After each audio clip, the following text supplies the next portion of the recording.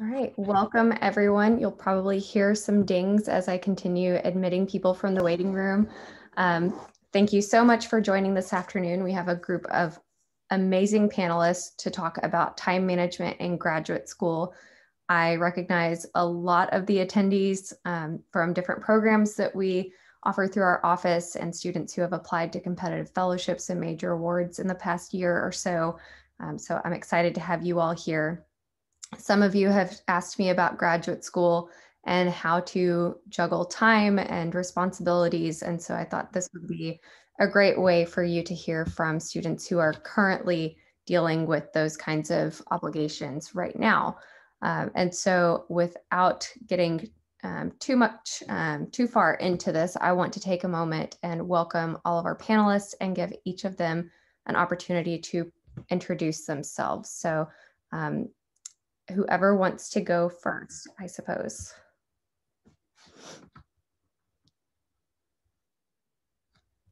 I can start if that's easiest. My name is Robert Laroche. I am a second year PhD student in ecology and evolutionary biology at Rice University. Did my undergrad at the University of Houston, of course. When I got started at the University of Houston, I was a biology major. That didn't change throughout the 4 years, but what I wanted to do with that major changed drastically. And so I actually started thinking that I wanted to go to pharmacy school. And then after that, thinking that I wanted to just go to medical school and maybe be a doctor. And it wasn't until that I engaged in undergraduate research in ecology and evolution at the University of Houston through, I think, first the Summer Undergraduate Research Fellowship or SURF program, and then later through a senior honors thesis and a Houston Scholars funded research experience for undergraduates at the American Museum of Natural History over a summer in New York City, that I decided that I really wanted to continue to pursue research in the field that I'm in now. So currently at Rice, I study behavior and life history decision-making using a population of smallmouth bass, which is not in line in any super specific way with the exact research that I was able to engage in as an undergraduate. But all of those experiences that I had are what opened up the door for me to figure out that that's what I wanted to pursue in my PhD. Great. All right. Thank you, Robert. I can go next. Okay. So my name is Alejandra Ramirez. I'm a second year PhD student at the University of Houston in physics. My research interests mostly deal with experimental astroparticle physics, so we mostly look for dark matter type of stuff. And I got started in research as an undergrad, I guess you could say like near the end of my freshman year through the Houston early research experience. I was like part of like the first group of people to go through that program, and through that, and thanks to the help of Dr. Asmussen, who is no longer here, she helped me find my PI and basically jump-started my research career by allowing me to enter the Houston Scholars Program and getting a fellowship through them to work over the summer and quit my job and work full-time in research. And that enabled me to get a position at a national lab at Fermilab in Chicago, where I got to intern there for the summer. And that really bolstered my application when I came to applying to graduate school. Thank you, Alejandro. Alberta, did you want to go next? Sure. Hi, everyone. My name is Alberto. I successfully defended my dissertation about a week and a half ago. So technically I'm no longer a student nor a candidate, but a doctor in history. So Dr. Wilson is my name, actually. So I'm a current Mellon Fellow with the Inter-University Program in Latino Research, which is a consortium of 5 schools, I believe, of which UH is one, that do, thank you, Dr. Rader, that do research in sort of Latino-related fields in the humanities and social sciences. I was a previous Fulbright fellow to Mexico, Fulbright Garcia Robles. And so I am a historian. I do sort of binational urban history in El Paso and Ciudad Juarez. And my experience in undergraduate research, I did not attend the University of Houston. I was actually at Vassar College, which is a small liberal arts in New York. So there was ample opportunities there to do undergraduate research, and I had the opportunity to have some sort of scholarships to visit archives as an undergrad, which cemented my belief that this was my career of choice that involved both research and teaching. And it's a pleasure to be with you all here today, so I'm looking forward to it. Thank you, Dr. Wilson. All right, who would like to go next? I can go. Yeah, I'll go. Fernando, if you want to go, you can go. No, it's all right. Okay. So my name is Semen. I am a second year of my PhD program in counseling psychology. I did my undergrad at UH in both psychology and Middle Eastern studies. And then I pursued my PhD also at the University of Houston. I did a lot of different undergraduate opportunities as an undergraduate student. So I did the HERE, I did PERS, I did an undergraduate thesis. And then as part of psychology, I worked in 2 different labs as an RA. And I think all of those informed my decision to go into a PhD program as opposed to a master's, since I was really interested in research. One of the lab directors that I was an RA for eventually became my advisor. And I'm not sure about other programs, other PhD programs, but in terms of psychology, it's really important for you to have an advisor. And that is the person that guides you throughout your entirety of your doctorate program. So I think it really allowed me to form my own research questions and gave me credibility to design my own projects when I became a student of a doctoral program later on. Thank you, Semen. It's good to see you. Likewise. Fernando? Yes, hi. So my name is Fernando Flor. I am currently a 5th year PhD student at the University of Houston, also in the physics department like Alex. What I do specifically right now is considered experimental heavy ion physics. And what that means is that we basically collide particles close to the speed of light, both in the relativistic heavy ion collider in Brookhaven, New York, and at the Large Hadron Collider in Switzerland. And basically I work as a statistician, and I've been doing that for about 3 to 4 years. I didn't do my undergrad at the University of Houston. I did my undergrad in the Rio Grande Valley at UTRGV.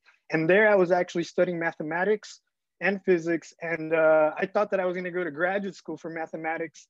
But then when I got to the University of Houston, I was interested in doing statistical analysis for basically big data sets for what I'm doing now. So for me, that tied in very nicely. However, I did have the opportunity of doing research both in the physical chemistry field as well as in the pure statistics field when I was an undergrad. And I think this really sort of opened my eyes to how much, I guess, the experience changes when you shift from, being a student who only goes to classes to becoming an independent researcher. And I think that being able to have, tap into that small, I guess, little strata of research as an undergraduate really made me very curious and very, I guess, it felt welcoming being a researcher, and I appreciate it a lot more than going to classes and taking exams. Great. Thank you. Who would like to go next? I can go. So my name's Taylor Hedke, and I graduated from UH in 2019, and I was in chemical engineering then. Although since then I've transitioned to environmental engineering, and I'm in my 2nd year at Yale University. And I got started in research kind of as an afterthought. I was looking for an internship in the summer after my 2nd year, didn't get one. So then I was convinced to look at research opportunities, and I got into a research experience for undergraduates in Colorado. And even though I wasn't super on the research train at that point, I was really interested in water quality and water treatment, which is what that research project was on. And I really found that I loved research and wanted to experience more of it. So then I was able to find a professor at UH who was working on water and do work with them. And I ended up doing an honors thesis with them. and then also did another summer of research in Germany through the DAAD RISE program, which was a wonderful experience. And like all of that really did convince me that I loved research. I wanted to go into that field. And I also really liked environmental engineering. So that's kind of how all of my experiences came together to put me into currently doing water research at Yale and then looking at the very fundamental work. So some programs are more looking at applied systems, but I'm looking more like fundamentally at the mechanisms of how different reactions work. And I'm co-advised, so I'm able to combine the expertise of both of my advisors, which is a really neat experience. Thank you, Taylor. I think that leaves Fahim. Did you want to share? Yes. Can you guys hear me okay? Yes. Great. Okay. Just making sure. Hi, I'm Fahim Rashad. I am a third-year PhD student in the biomedical engineering department here at the University of Houston. Actually, my research journey started pretty late in my undergrad career. I was finishing up my junior year, and I was on the verge of deciding whether or not I wanted to go to med school or go to grad school. And coincidentally, as a part of one of the minor degrees I was working on, which was in nanoengineering, I had to get research experience. And so I found Dr. Yu's group at that time, and later on I did the Provost Undergraduate Research Scholarships, I think in the spring of my senior year. And at that time, I realized most of my interest had really been in studying the brain and developing different types of neurotechnologies to interrogate or interact with the brain.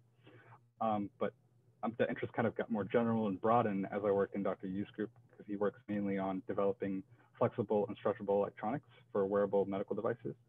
And so that's what I work on now. Apart from that, I am a NSF GRFP fellow. Kudos to Dr. Rader. And that's all for me. Thank you. Great. Thank you all for introducing yourselves and giving a little bit of background of what you are working on right now, how you got to this point. Before we get into a conversation about time management, I want to acknowledge that several of you have applied for, been finalists for, or been selected for these competitive fellowships and major awards. And for those in the attendance crowd who aren't as aware of these opportunities just yet, I hope you'll take the time to reach out to Dr. Rader in our office. He is on this call. And also feel free to ask questions about those opportunities here today. I did want to ask for our panelists, if you applied for any of these opportunities, what advice helped you most with that process? Can I go first? Sure. So I think the thing that really boosted my application, specifically for NSF GRFP, and I actually applied twice. The first time I applied was in my senior undergrad year. I didn't get it at that time, but the second time I applied, the biggest thing that changed for me and the greatest piece of advice I got was really increasing my research contributions. In other words, become authors on publications, really contribute to them both scientifically. At the same time, try to attend conferences and give talks or give presentations, because all of those things factor into your what they call intellectual merit when you apply for NSF GRFP. But for me, I think publications and research contributions, in other words, like a final result from your work, is a critical factor when it comes to applying to these types of fellowships. Yeah, absolutely. I think, Robert, you have your hand raised. Yeah, I'll add to that just by saying that I think something that I struggled with when applying to a number of these awards, including the NSF GRFP or the Goldwater, was learning how to take real ownership of the things that I accomplished. And so a lot of my grant applications had a lot of we dids or I believes in there, and learning sort of how to sell yourself and not be afraid in these applications to brag about the things that I've done was a big step in helping me to write a much more compelling application. And then I think aside from that, so I guess my perspective is that I like have applied to far more fellowships, I'm sure, like many people, than I've actually received. And so for me, I think I had to take time to make sure that I'm appreciating the benefits of writing the application itself, and not get too hung up on the idea of getting getting whatever fellowship or grant I'm applying for. Otherwise, everything that I'm doing is a waste of time, because that leads obviously to disappointment then when you don't get it, and kind of a negative cycle. Yeah, absolutely. I think I've talked to a lot of students who struggle with that, trying to figure out, okay, what are the benefits of doing this if I'm not getting the news that I'm hoping for? And so it does take time to reflect on that and to recognize the positive outcomes. Alejandro, you had your hand raised for next. Yeah, so I also received the NSF GRF just this year, and I applied for it my senior undergrad and I didn't get it. And one of the things that really helped the second time around was like being involved in a student organization. So I co-founded a UH chapter of the Society for the Advancement of Chicanos and Native Americans in Science, and sort of facilitating this sort of more minorities in STEM, and like having professional development and listing in my broader impacts like specifics on how I've helped to generate more involvement of underrepresented minorities in STEM, succeed in research, finding graduate schools to attend to. That sort of really helped. And advice, and another piece of advice that I got is like selecting like the prime people to review your materials. For instance, in my collaboration, I know of a certain professor who I'm in speaking terms with, who agreed to help me review like all these my NSF materials, because he's like an expert in like what these funding agencies are looking for, or like his opinion is basically like a gold standard that everyone should aim for. So looking for like professors who have experience in these sort of matters, it really helped me like tailor my application to the GRF. Yeah, thank you, Alejandro. Fernando? Yes, we recently were awarded the Fulbright research grant to study in Strasbourg in France. And for me, I think the best piece of advice was actually from Dr. Rader. And Dr. Rader, I guess, sort of emphasized how important it is to start the application early. And I think starting the application early really gave me the time to really like realize how much fluff I was trying to put into my essays. And I visited Dr. Rader close to, a dozen times. And at the time when we were first applying, I was in Europe. So we would, correspond to and fro. And I just realized that, the best piece of advice is sure, start early, but also the fact that we have so many resources here at the university, particularly for me, it was with Dr. Rader, and he really took the time for us to basically generate an application that was going to be very difficult for, I guess, the commission to decline, because I was in a very special situation where thankfully I'd already had a few papers with my name on it. We already had a well-established geographic area where we wanted to go, with whom we wanted to work. So the only thing that wasn't fully furnished properly was the application and the essays. And I think having lines of communication open with Dr. Rader and with basically the office, the Fulbright office here at UH, really made it so that by the end of it, although, I kind of hated myself for writing the paper almost like 8 or 9 times, but I think at the end of it, we made it so that the application and the essays included exactly what needs to be said, and no more and no less than it. So, get started early and don't get so caught up in your first draft, because it's never going to be the first draft. So, just get it over with from the start and keep going and going. Thank you, Fernando. I know that the process of writing the drafts and revising can be frustrating for some, but definitely the final product is something that everyone is very proud of. Summon, you have your hand raised as well. Yeah, I had a similar situation, Fernando, where I had, I think, like 8 versions before I submitted. So I applied for CLS, the Critical Language Scholarship, and I ended up being selected and studied in Oman, a Middle Eastern country, for about 3 months to study language intensively.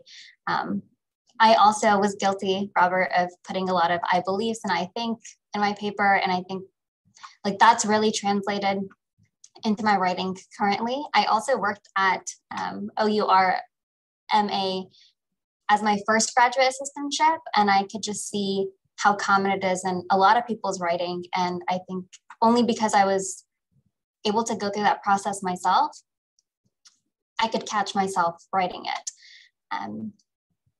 Even though I went through a lot of drafts, like I had prepared myself for what if I don't get this, the process itself was really beneficial for me to articulate what it is that I wanted and why I wanted it. Because I had applied for this before I applied for graduate school, it was really helpful for me to articulate what my goals were so that writing my graduate application essays came a lot easier. Thank you, Simon. That is actually a perfect transition into the next part of this panel discussion. So the purpose of asking about all of these awards, fellowships, application processes, and the advice that you received, I just want all of our attendees to recognize that if they are in the middle of that process right now or waiting on responses or feedback, that's normal. It's part of the process. And whenever you're going into a graduate program, you're going to see similar types of feedback. You're going to be frustrated with some of the things that you hear back, but the focus needs to be on the growth and where you are able to take yourself moving forward. So whenever you're applying to graduate programs, this is where we're transitioning to talk about time management. Applying to grad programs can be like a full-time job in itself. It almost doesn't even matter what discipline you're applying to. Every discipline, every student I've talked to has said it takes up so much of their time. And so I wanted to ask you all, how did you organize your time during the process? Because I know some of you were doing research, taking a full load of classes, maybe even working and handling family obligations at the same time. So would you be comfortable sharing how you managed all of that? Okay. Sure. I don't know if I can start. Sure. But I mean, the first thing, obviously, and I still do this to this day, I always have one of these little desk calendars. And I mean, just writing things down and setting them down on paper for me works out. But with respect to applying for graduate school and time management, I remember my last semester as an undergrad was just insane because I don't know how I did it, but I was taking like 20 hours, working 2 jobs, and then applying for graduate school and then doing research.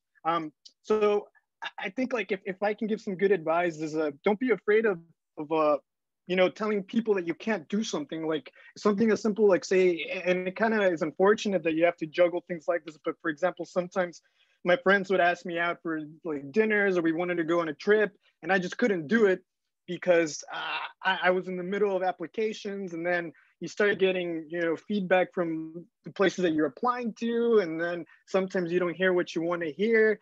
But I think one of the biggest pieces of advice that I ever got was to just basically treat the application process almost like a baby, you know? So give yourself about 6 to 9 months to really like think about where you're gonna go, what you're gonna do, what your options are, you know, geographically where you wanna go. And then at the end of the day, sort of start like realizing who you are and staying true to yourself. But I think the real I guess kicker for me nowadays, because I sometimes have a difficult time saying no to people. I think that would be some advice that I'd give, that it's okay to, you know, sometimes if somebody asks you a favor and you just can't do it because you don't have time, it's okay to say no, because then at the end of the day, if you say yes, something's gonna, you know, get shoved under the carpet and then you just get a half-baked result for all of the things. So just, you know, don't be afraid of you know, not committing to something simply because you don't have the time. Yeah, I think that's great advice. I think that's one of the things that most of us struggle with, is understanding that no is a full sentence, and to be able to say, okay, if I take this on, what am I going to have to let go of? What will I need in terms of support to be able to manage this? And so I think that's really great advice to share. Taylor, would you like to share? Yeah, so for me, like Fernando had a physical calendar. I found that spreadsheets were really helpful for me. Early on in my process, I narrowed down the list of schools that I wanted to apply to or would potentially apply to, and then looking at potential advisors for those schools as well. And I early on again, before I'd even finalized which schools I was for sure going to apply to, I went through and I looked at all of their written response and essay questions. And I picked out the schools that had the most thorough responses, which for me happened to be at Stanford and Berkeley. They had a lot of essay questions and they were very detailed. So I really worked on getting my responses down for those schools. And that allowed me to essentially use different versions and like pick apart different pieces of those and apply those to basically every single other essay. So I was really able to get down what my goals were, what my experiences were, and how those applied to what I would potentially be doing in grad school. And then like everything else was so much easier. So just getting that one cohesive thing about like me and my experiences down. So that way I didn't have to keep attacking everything and add on later on. And then additionally, I would recommend contacting potential advisors. Some of them will just completely ignore that they ever got the email. A lot of faculty are very busy people, and others will be interested in reaching out. But I know some universities, like they will not admit you to a PhD program unless a faculty member agrees to take you on. So sometimes they do that, like even before all the applications are submitted, they already know who they're going to accept. But that varies a lot by different schools, but it never hurts to just reach out. Yeah, I think that, thank you, that's great advice. Just like applying to the competitive fellowships and awards, thinking about grad school, who you might want to work with, it's something to start early with. It's never too early to start that process. Alejandro, did you want to go next? Yeah, for me, what I do is I make a list of like the top part being the most prioritized part. So any programs that have like deadlines that are earlier than the other ones, like I've said, okay, I want to prioritize that. And then I look at the program of each one of the professors and I look at the research of what they're doing. And for each statement of purpose, I tailor them by just writing out the main idea of what I want to write. So like the main research topic that I want to investigate there. And like Taylor said, reaching out to professors is a huge must, because I managed to avoid going to a school that I thought I wanted to go based on like having a conversation with this professor and realizing that this professor might not be the greatest person to do research under. So I managed to save a lot of time and effort by just like whittling down the list of schools that I have made with my PI. And that's another thing, like get in contact with your professor, because they can really help you like look at school, like which programs are the best, any people that they know that could help you in the process. So one piece of advice that I got, especially for letters of recommendation and saving time on yourself as well, is making a Dropbox of all of like your CV, your poster presentations, your talks, any achievements that you've made for your letter writers. So that way they can access that and sort of go through that list of all the items you got and make a better letter of recommendation for you, rather than them emailing you like, oh, can you send me this or this? They just have the full Dropbox that has like a full rounded profile of you. And so one other thing I want to shamelessly plug into here is that grad school applications can be expensive, and depending on how many schools you apply to. I managed to pay nothing for my grad school applications because I went to the SACNAS conference that they hold annually, and at the exhibit halls, they have all the graduate school programs from like most of the schools in the country. And if you just go up to them and ask, hey, can you give me like a fee waiver? They will almost like 90% of the time give you a fee waiver to apply to their school. And you can just straight up ask the admin's office. The worst they can say is no. Best case scenario, you pay a reduced fee or no fee at all. That is a great tip. I wish that I had known about that a few years ago. Let's see. Robert, are you next? Yeah, so just to echo, I guess, what everyone else has said so far about like starting early is absolutely important. Reaching out to potential advisors like early and often. It took me, I think, 3 times before the advisor who took me on, who I'm working with now, actually responded to my email actually. So I've definitely had that experience. But on top of that, and using like components of your applications, of the most detailed applications for each other application in the future, which is actually, I think, one of the benefits of writing grants, even if you don't get them, is that you can often reuse that writing for other grants. But that everything that I did or learned about that graduate application process that we're conveying now is something that I actually first sort of picked up applying to research experience for undergraduates in my sophomore and junior year. And so I think getting organized in terms of looking at a bunch of different programs that I want to apply to and reaching out to a bunch of different researchers that I'd want to work with at those programs for research experiences for undergraduates helped me have a lot more structure or foundation when it came time to apply to graduate schools. I had already gone through a process of looking through a list of research programs and sort of picking the ones that interested me and then filling out applications that were sort of varied between those programs. That's great to hear that it helped you prepare for that process. And Dr. Wilson, we'd like to hear from you too. Yeah, so I echo everything that my fellow presenters mentioned. I just wanted to maybe give some like very specific things that you might want to do. Now, I don't remember applying to grad school, that was like a while ago, but going through the dissertation and the job market simultaneously, which is another beast in and of itself, I'm convinced, and though I'm not a neurosurgeon, that writing these kinds of documents just activates a different part of the brain than say like your research and like the creative side. So I think you want to dedicate a day. When you're working on this, dedicate that day to that kind of work because it's really hard to actually write these kinds of documents. Now, as to actually things to do is one, I agree, build a master plan and standardize. It will not help you if you are applying to one school that's asking you for like a biographical sketch and then another one is asking you for a personal statement. And you have 10 different terms for the same document. So standardize what they're asking you to do. That's going to help you build strong drafts that you can then, as Robert just said, indicate where school-specific changes can go. I think you want to set deadlines, and when you achieve those, I'm a big fan of crossing things off. I think it's a booster, so cross things off. And then another thing is you have to know where everything is, and then you standardize your nomenclature on documents. School X, document Y, school Y, document X. Make sure that you know exactly where everything is, because once you start handling 10 different schools with 5 different documents that go to each place, if you just multiply that, that's 50 different documents. So make sure you're standardizing your nomenclature. I agree. Everything having standard names and folders, knowing where things are, whether you're using Google Drive, Dropbox, those are great. I am also a big fan of checking things off, crossing things off lists. So having something like Todoist or Trello, whatever you like to use for project management, task management can be really helpful.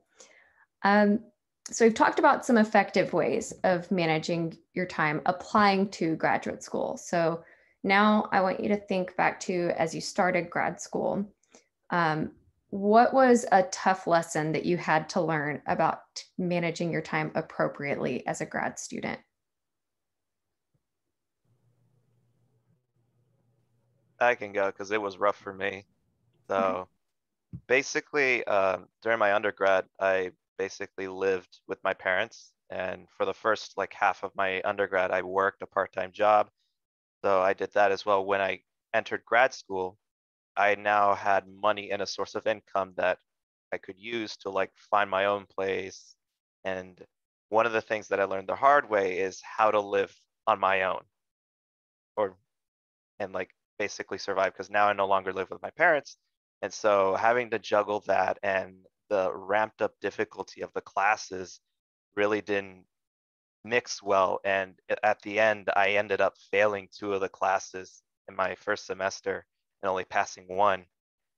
So I had to retake those 2 classes. And yeah, I eventually passed those, but it was a bitter lesson, like having to not only manage research school, but also just like living on my own. That was something new that I wasn't anticipating at all, as another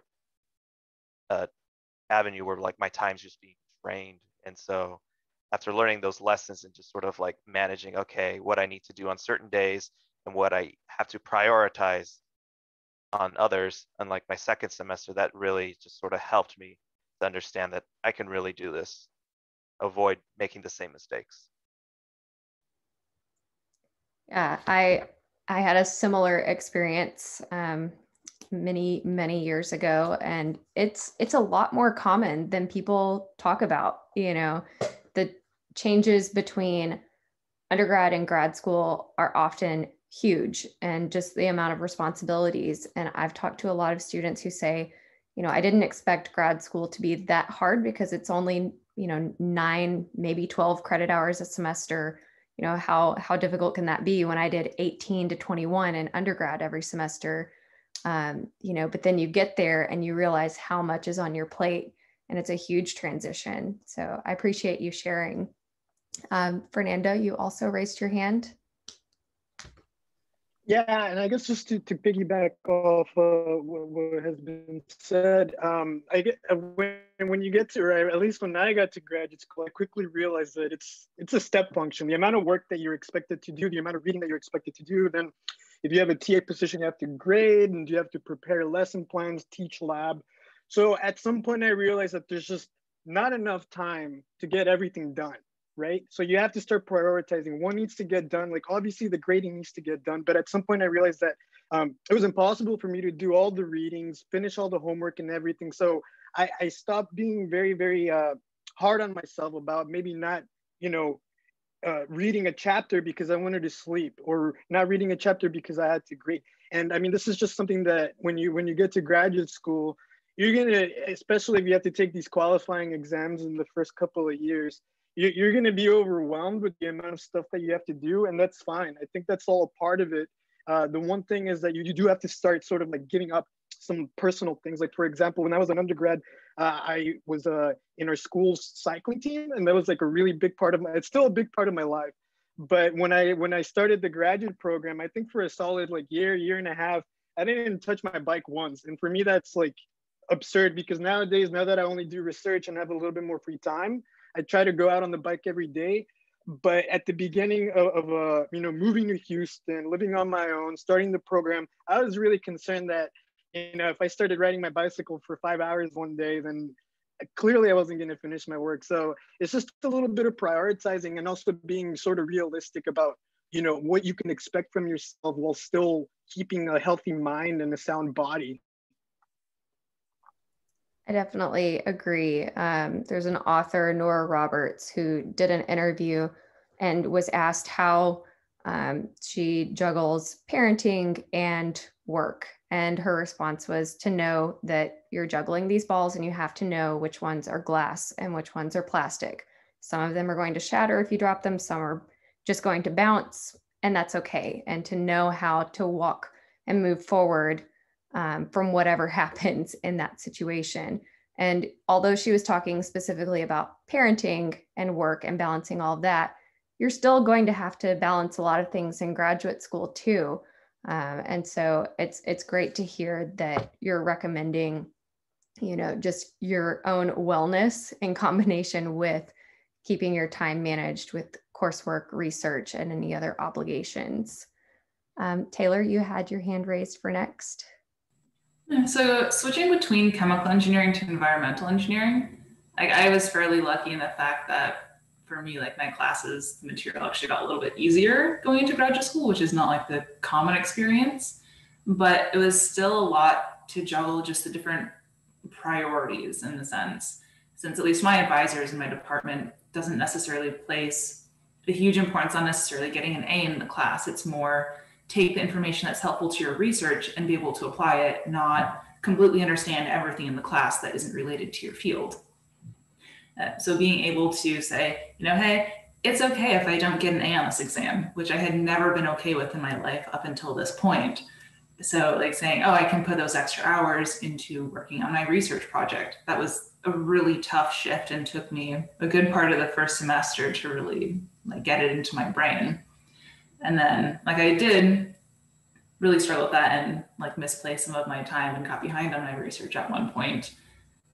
But like once I got used to that, then again, going into my second year, it was another shift in priorities since now I only had one class per semester, and just being able to adapt as your responsibilities change at every stage. You're going to find that you have different things on your plate as you get up into the higher years of your degree.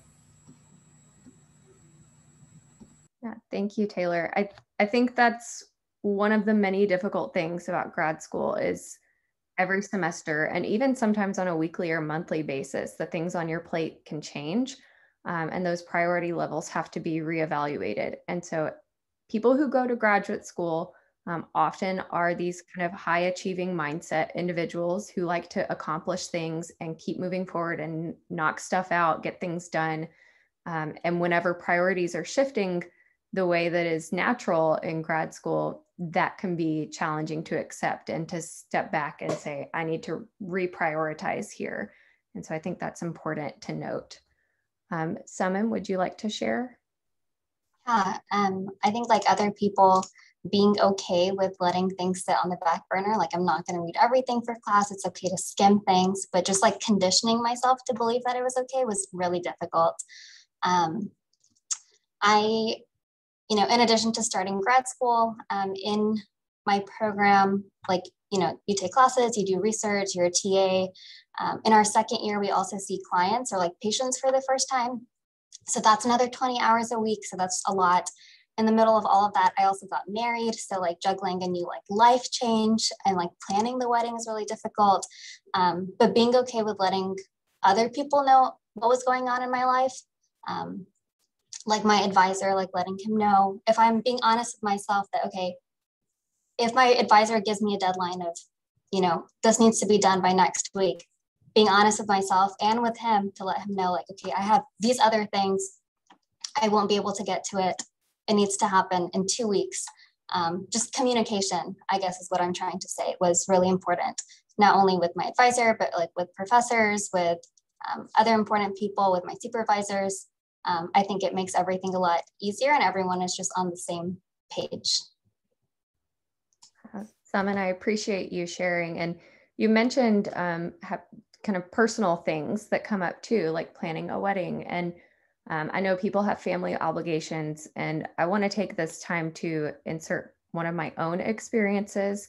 My husband and I did get married when we were working on our master's degrees, and in the middle of my PhD, we decided to have a child. We welcomed our daughter when I still had 2 years left in the program.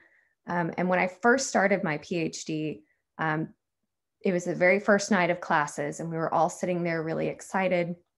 And the professor said, if anyone in this room becomes pregnant or is going to become a grandparent, I want you to know that that can't be your priority. And that was frustrating to me because that was a person that was supposed to be my advisor. That person's beliefs did not align with my own. Professionally, academically, right on the same page, but personally did not align. That person did not end up being my advisor. I still respect that person as an academic, but as you're starting to look to graduate programs or where you might like to take yourself in your career and who your mentors are, your advisors, there needs to be, a level of respect on all fronts, not just academically, but for you as a human being. If you decide to get married, if you decide to start a family, if you end up going through a separation or divorce, or there's loss in your family, you want the people that you're around in graduate school to be supportive through that process. So I'm not going to spend more time on this, but I want you to know that you are in charge of your life ultimately, and going to graduate school is something that should help you elevate you to where you want to go next and build up a mentorship kind of network for you. So I won't spend more time there, but Fahim, you also had your hand raised, so I wanted to hear your thoughts as well on this. Sure, I'll be quick. For me, some of the toughest things were, one, learning that my work hours were never defined anymore. Not that they were necessarily super defined before. I mean, I did have a job before I started doing research, but I learned that it was okay to, take a call occasionally at midnight or at 1 or 2 a.m. It happens to this day still, but it depends on your advisor's style of work. And from time to time, when you're really motivated and excited about certain things, it's reasonable to kind of go out of your way to be like, hey, you know, I got this really great result, or I'm getting some really great results. What do you think? And so that was one of the tougher things for me when I started grad school. The other thing is I learned I had to read a lot more than what I'd known at the time. And in other words, I really needed to invest my time more in studying literature, because I wasn't fluent to the point where my advisor or my colleagues were like, hey, do you remember so-and-so's paper from 2004 in Journal of Biomaterials? And that was something that I realized like I had to catch on quickly, because I was working in a really fast-paced field. And those are the two kind of things that I think were tough for me when I started grad school, but over time I've gotten to adjust to. Thank you. I know that just adjusting to the level of reading and writing and the note taking as you're reading is an adjustment for everyone in all disciplines. So there are resources on most campuses, whether it's a writing center or a learning resource center that supports graduate students. I know that some campuses are fortunate to have the funding to have a graduate student center or a graduate student resource office that provides support specifically to grad students. When I was at Texas Tech, they had a doctoral writing center where all they did was coach doctoral students on preparing for dissertation and going through that process. And so whenever you are looking at graduate programs, yes, you want to look at the people that you'll be surrounded by, who an advisor might be, and the kind of financial support you'll receive in that program. But you also want to consider the campus resources available to you, because you're going to need a support system beyond the classroom and beyond research that's going to help guide you through graduation. So we do have about 13 minutes left, and I want to open the floor now for questions from people attending. So feel free to ask out loud or put it in the chat and I can read it to our panelists. But if you want to know more about how our panelists are currently finding balance between classes, research, work, and obligations, feel free. Let's see. Gerardo, you have a question for Fahim.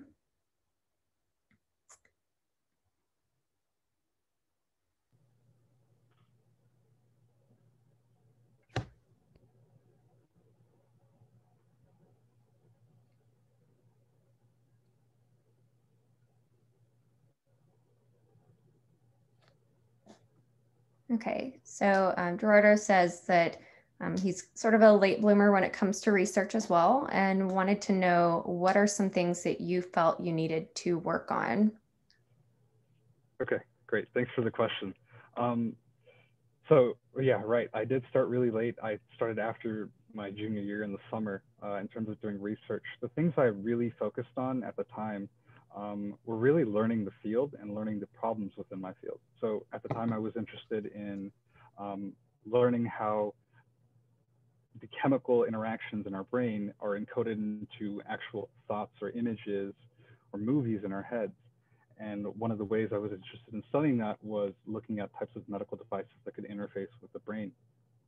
And I started learning about the different types of materials that are used in those kinds of devices, what the challenges are in terms of, say, the long-term stability, or how effective is this at preventing some sort of biological reaction from the human body.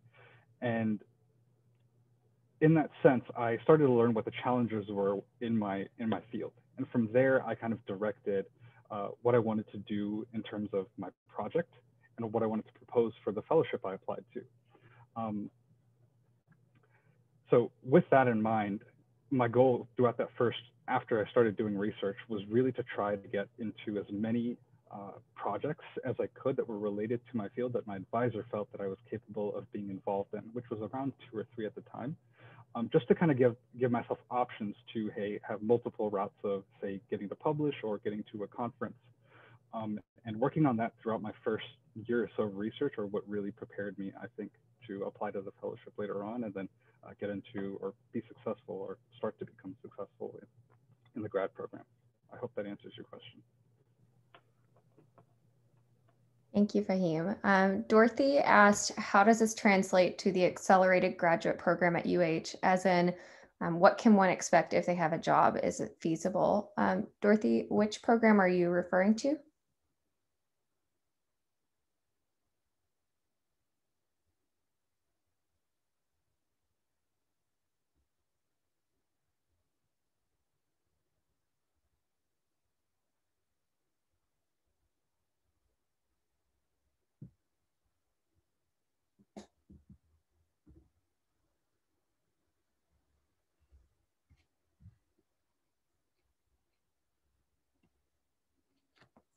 She may be typing right now. I'll say that having a job and doing any graduate program concurrently it's challenging. There are some graduate programs that are designed to be accelerated and, move at your own pace kind of thing. There are some that allow you to enroll part-time or less than part-time at 3 or 6 hours a semester. And so you have to consider the financial aspect of that. Will you receive a stipend if you are part-time or less than part-time? And so there are a lot of things to consider. And it's also, I think, specific to your discipline. Dorothy, I asked what accelerated program you were referring to.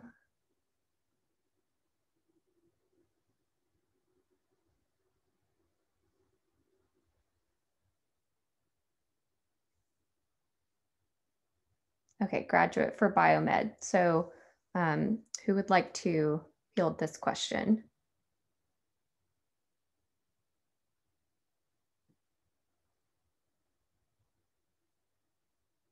Well, I guess I can just give a little bit of a testament to like what it was like for me. So it wasn't per se me having an external job when I was doing the when I started doing my research in the graduate program, but it was so much as at the time there was no funding available for a graduate research assistant, and the department only had availabilities for teaching assistants. So I was having to still fulfill my teaching requirement while also attempting to start doing research. And I already felt like I was running out of time, but what really I think is great advice, and I think people have already spoken about this, is having a very, very open conversation with people around you, your bosses and whatnot, but for me particularly has been with my advisor. I have an extremely, what I would say, healthy relationship with my advisor, in the sense that if anytime anything comes up in my life, whether I get sick or my mom is visiting or my brother's getting married or whatnot, or like I just bought a cat or something, I always let them know like, hey, like this is going on. I know that like we had some stuff in the back burner and whatnot. So is it okay if I take the weekend? And in my opinion, my boss has been extremely receptive to these things. So when I was still not fully, being paid to be a graduate research assistant, I approached him. I told him like, hey, these are my responsibilities with what I'm teaching labs. I want you to know that like this doesn't mean that I'm not fully committed to the research, but I have to do it because otherwise, I can't pay rent, right? And I think just being open like this with your advisor is extremely important. And I think this is something that a lot of people might not really like talk about it in the sense, but applying to a graduate school in a sense becomes kind of like you're on a dating app, right? Because you have to find a very specific person that's going to be with you for about 3 to 5 years. And if you don't really match well with them, it could turn into a very, very bad experience that you just fully hate. And I don't think that graduate school should be like that, especially for for PhDs and whatnot, because in a sense this is what you should be doing because you love doing it, and you shouldn't be afraid of waking up in the morning just because you're afraid of your boss or like what your boss might think about you. So those are just my little 2 cents on this.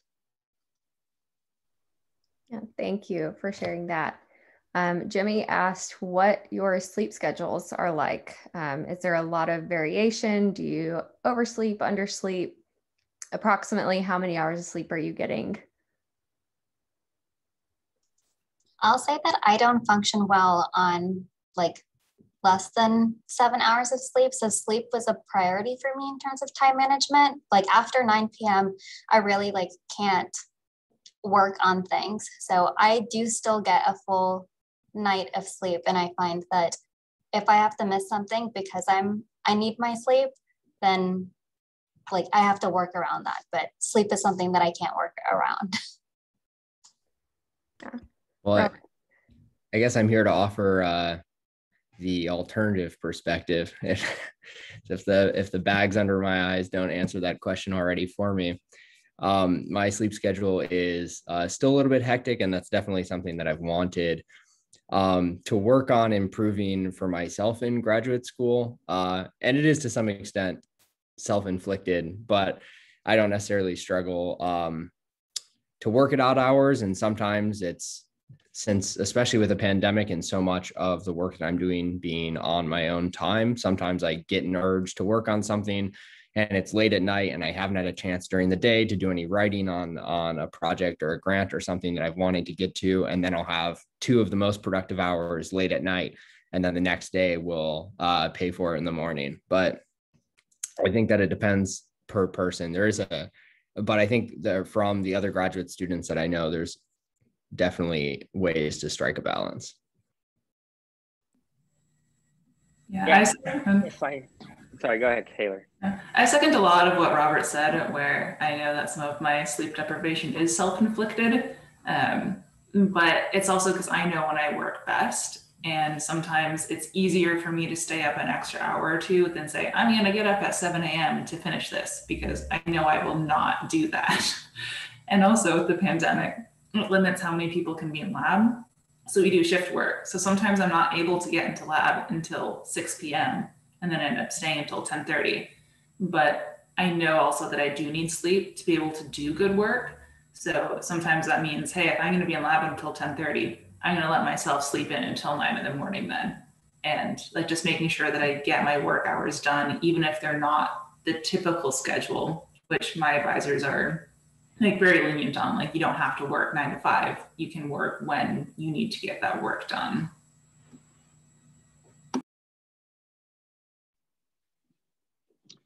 Yeah, just really quickly, I think we sometimes put a lot of emphasis on this like culture of overwork.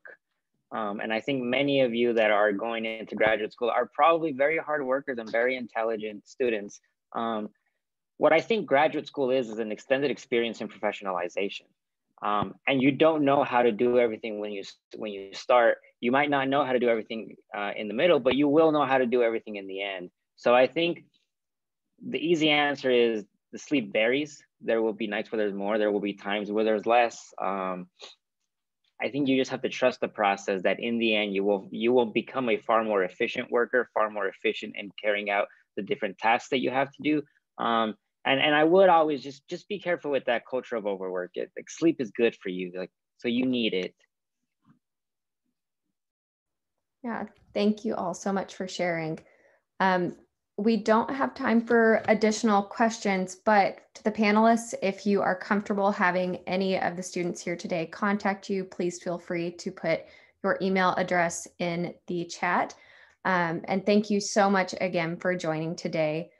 We do have a presentation with UH Libraries next week, and you can register at this link here in the chat, and it will be on publishing your undergraduate research. So publishing is something that is really helpful to you if you're thinking about grad school. So just know that we'll meet again via Zoom 1 p.m. next Friday. So I hope to see some of you there as well. So thank you so much.